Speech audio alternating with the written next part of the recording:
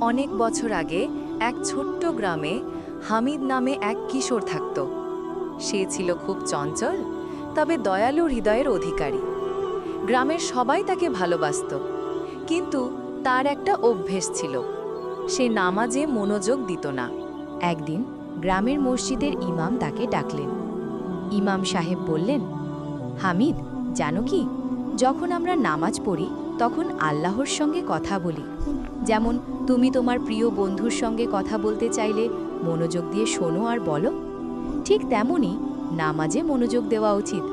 হামিদ একটু ভেবে জিজ্ঞেস করল, তাহলে যদি আমি নামাজে মন দিই না, আল্লাহ কি আমাকে শুনবেন না? ইমাম সাহেব হাসলেন, আল্লাহ সব সময় শোনেন, কিন্তু তুমি যদি মনোযোগ না দাও তবে তুমিই হারিয়ে ফেলবে সেই শান্তি আর বরকত যা নামাজে আসে। সেদিন থেকেই হামিদ বদলে গেল।